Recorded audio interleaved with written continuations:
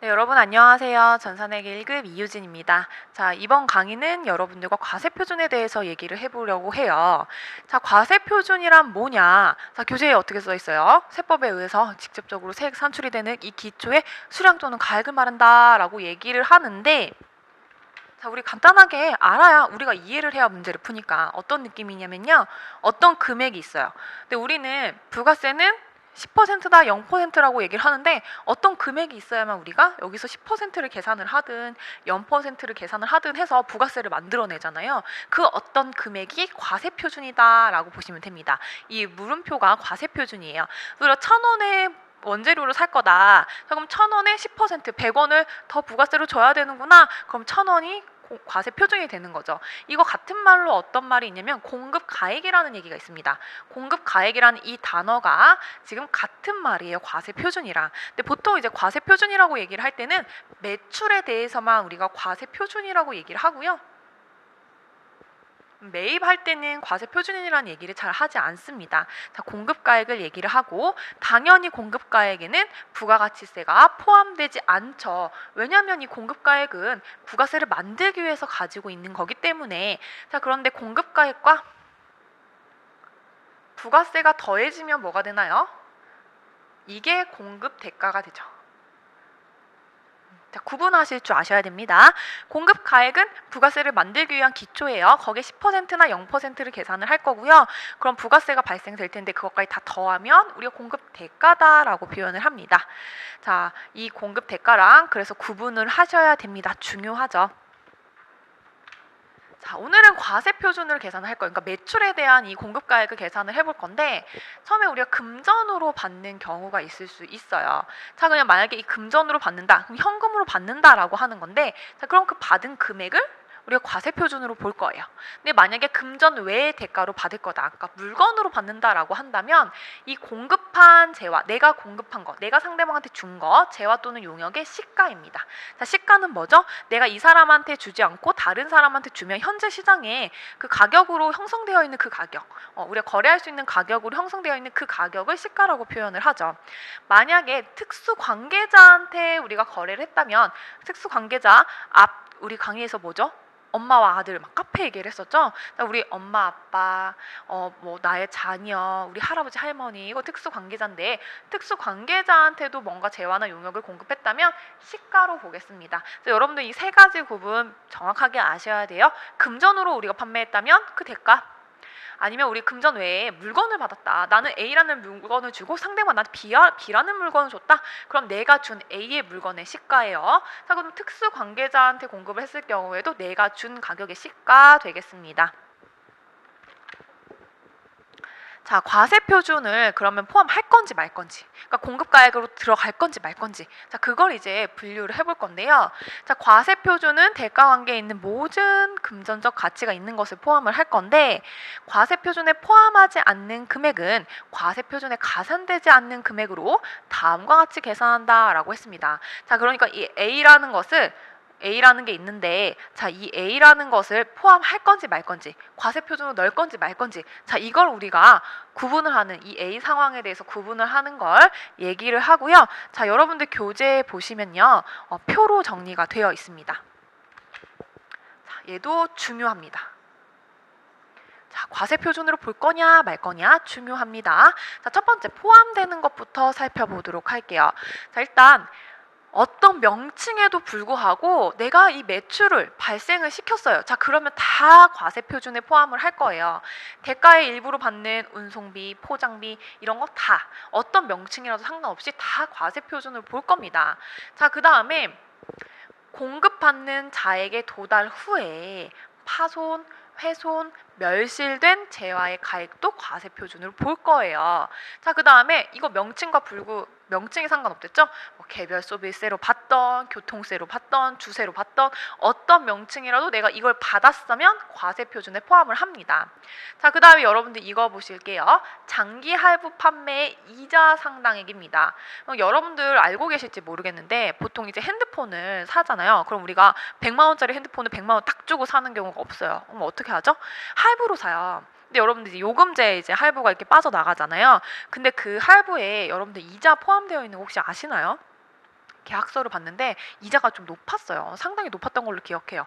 근데 그 이자를 저희가 매달 납부를 하고 있는 건데 그 장기 할부 판매 이자 상당액은요 이 과세 표준에 포함합니다. 그래서 그 매출을 하는 곳에서 우리한테 판매하는 곳에서 자기네들 과세 표준에 넣게 돼요. 그다음에 일반적으로 뭐 용기 대금을 받거나 포장 비용을 받거나 상관없이 돈을 받으면 대가 받으면 다 과세 표준에 포함하는 거고요. 대가와 함께 받는 이 종업원의 봉사료가 있다면 우리 그것도 포함시킬 거예요. 그러니까 어떤 느낌이냐면 이 봉사료 여러분도 혹시 호텔 가서 커피를 드셔본 적 있나요? 그 만약에 호텔에 가서 커피를 드시면요 거기 봉사료가 3% 혹은 5%가 포함돼서 나와요. 커피값을 제외하고 부가세를 제외하고 나옵니다. 예전에 깜짝 놀랐죠. 그게 뭔가 싶고 했을 때 이제 부가세를 배우기 전이었는데 네 그때 자 이 대가와 함께 받는 종업원의 봉사료가요 이 영수증에 카드 영수증에 봉사료라고 구분되어 있지 않다라면 우리가 다 과세 표준에 포함할 거예요. 자 그다음에 부동산 임대료와 함께 받는 그런 관리비가 있다면 얘도 과세 표준에 포함합니다. 자 그러면 이번에는 과세 표준에 포함하지 않는 것 보도록 하겠습니다. 매우 중요하겠죠. 자 매출 애누리, 매출 환입, 매출 할인은 과세 표준에서 뺄 거예요. 우리 총 매출액에서 애누리, 할인, 환입 빼고 순 매출액 만들었었죠. 자 그거랑 같은 이치죠. 우리 과세 표준에 포함하지 않겠다? 매출로 보지 않겠다라는 거니까. 자 공급 받는 자에게 도달 전에 우리가 파손됐거나 훼손됐다면 다시 우리가 이걸 반품을 시켜서 다시 줘야 되잖아요. 반품 받아야 되기 때문에 과세 표준에 미포함할 겁니다. 자, 그다음 부가가치세, 국고보조금, 공공보조금, 부가가치세를 과세 표준에 포함한다? 아니죠. 그럼 우리가 왜 굳이 공급 대가를 얘기를 해요? 공급가액, 부가세, 공급 대가 이렇게 얘기할 필요도 없죠. 근데 우리 부가세 당연히 과세 표준에 포함하지 않습니다. 왜? 과세 표준은 공급 가액을 얘기하는 거니까. 자, 국고보조금 나라에서 보조해 주는 거예요. 나라에서 보조해 주면서 부가세도 막 달라고 해요? 우리가 막 부가세 줘요? 막 그러면 안 되잖아요. 자, 그래서 포함이 되지 않고요. 자, 이거 제가 이것 때문에 설명드렸던 건데 만약에 내가 오늘 돈을 받기로 했어. 근데 상대방이 오늘 돈을 주지 않으면 3% 이자를 주기로 했어요. 그래서 내가 받은 이자, 연체이자라고 얘기를 하거든요. 연체이자는 과세 표준에 포함하지 않습니다. 여기서 할부처럼 우리가 몇 년 이상, 2년 이상 얼마 막 대가를 받기로 해서 그때 매달 받는 이자는 할부 이자는 과세 표준에 포함되는데요. 연체이자 좀 늦어서 내가 받은 거는 과세 표준에 포함하지 않는다 중요하고 만약에 그냥 용기 대금이나 포장 비용이 아니라 반환할 거야. 이 반환 조건이 있어. 내가 상대방한테 꼭 용기를 싸서 보내야 되는 이 물건인 거예요. 예를 들면 물을 팔았어. 근데 물을 내가 가져가 이렇게 할 수 없잖아요. 만약에 물을 뭐 생수통이라면 생수통에 넣어서 물을 줬는데 생수통은 다시 내가 받기로 한 거야. 근데 생수통이 있어야 되는 이유가 뭐예요? 물을 전달하려면 생수통에 넣어서 전달을 해야 되니까. 그래서 생수통을 넣어서 보내면 그 사람들이 자기네 생수통에 옮겨 담고 저한테 다시 생수통을 주는 거예요. 그럴 때 나는 다시 어차피 생수통을 받은 거야. 생수통은 판 게 아니야. 물만 판 거죠. 그래서 과세 표준에 미포함하게 됩니다. 자 그리고 대가와 구분하여 기재된 이 봉사료. 자 앞에서 영수증에 봉사료 다 포함해서 있다 이러면은 과세 표준에 포함하는데 영수증을 받았는데 공급가액 얼마고 부가세 얼마고 봉사료 얼마야 이렇게 구분이 됐다면 우리 과세 표준에 포함하지 않을 겁니다. 자 왜냐면 기본적으로 봉사료는 거기서 서비스해주는 그 직원분들한테 가는 비용이기 때문에 회사 사업장 입장에서는 그걸 내 매출로 인식을 해야 할 이유가 없는 거죠. 그다음 부동산 임대료와 구분해서 징수하는 보험료, 수도료, 공공요금은 우리 과세표준에 미포함하게 되는데 자 왼쪽에 과세표준 포함과 차이나는 부분은 뭐냐면 내가 그냥 함께 받는 것과 구분해서 징수하는 것은 다릅니다. 이럴 수 있죠. 내가 빌딩이 하나가 있어요. 근데 이 빌딩은 전기공사를 잘못해서 전기요금이 각 호별로 나오는 게 아니라 통으로 하나만 나오는 거예요. 그런데 나는 거기에 사는 게 아니고 다 임대를 줬어. 그러면 거기 임대 사는 사람들이 임차를 하는 사람들이 전기요금을 내는 게 맞잖아요. 근데 하나로 나오기 때문에 어떻게 할까 하다가 제가 다 안분을 해서 100일로는 얼마네, 100일로는 얼마 이렇게 알려줘요. 자 그러면 그걸 월세와 구분해서 받았을 경우에 자 그 부분 전기요금, 보험료, 수도료는 다 과세 표준에 미포함하게 됩니다. 자, 그 다음에 과세표준에서 공제하지 않는 거, 그러니까 과세표준 그냥 포함하는 거예요. 빼지 않는 것들, 대송금, 판매 장려금, 하자, 보증금은 과세표준에서 공제하지 않을 겁니다. 자, 대송금은 뭐냐면요, 내가 못 받게 된 돈, 이게 대송금이죠. 판매 장려금은 많이 팔아줬으니까 내 거, 내가 고마워서 주는 것들, 그게 판매 장려금이 되겠습니다. 자, 이러한 금액을 착오로 과세표준에서 차감한 경우에는 다시 그거 플러스 시켜줘야 된다라는 얘기가 돼요.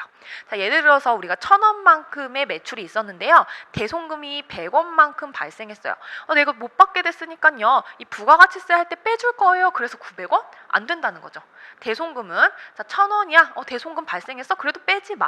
차감하지 마. 이렇게 되는 게 이 과세표준에서 공제하지 않는 항목 되겠습니다.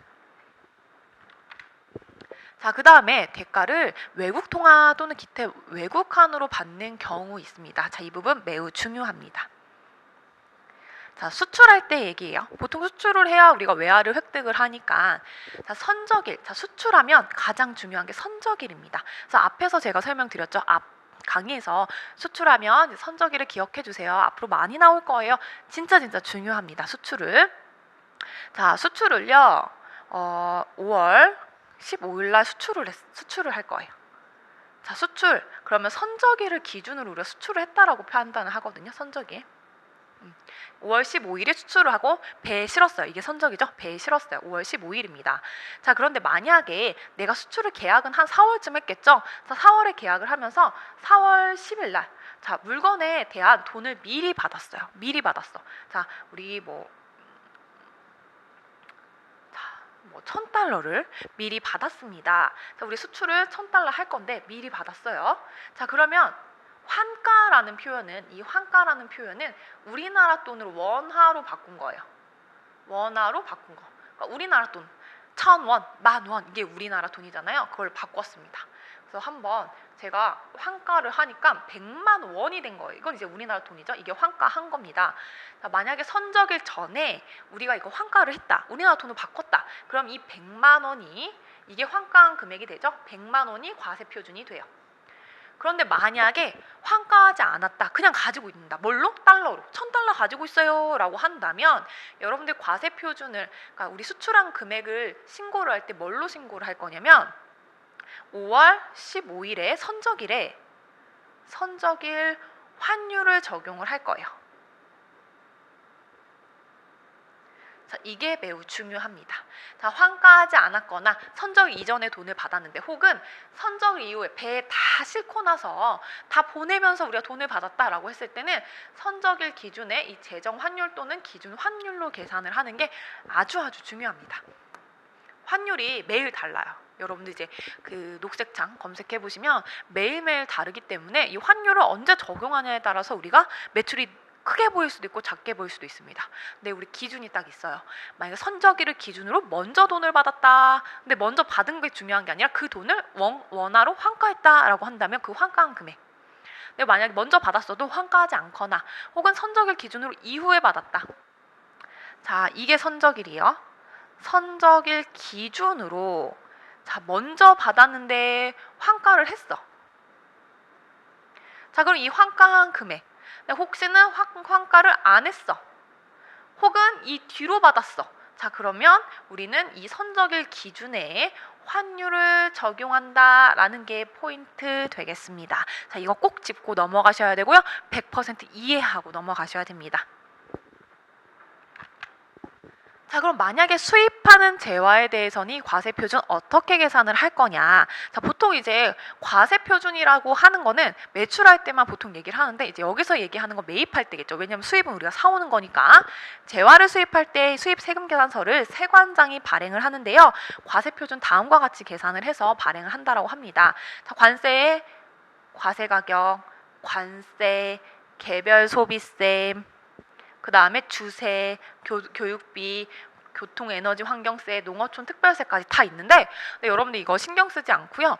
재화를 만약에 취득한다. 근데 재화를 취득하거나 수입하는 거 같은 의미죠. 그냥 우리나라에서 사오냐 아니면 외국에서 사오냐 이 차이일 뿐이니까 자 우리 재화를 취득할 때 들어가는 모든 부대 비용은 어떻게 해요? 재화의 가격에 포함시켜요. 취득 원가에 포함시켜요. 자 이것도 같은 말이에요. 이 세관장이 어떻게 뭐 해주냐에 따라서 우리가 부가세를 뭐 좀 더 내고 덜 낼 수는 있겠지만 그거랑 상관없이 우리는 수입하는 재화에 대해서 세관장이 관세 내라고 하면 관세 내. 그럼 그게 뭐가 돼? 상품이나 제품이 돼요. 취득 원가에 포함시키면 되고요.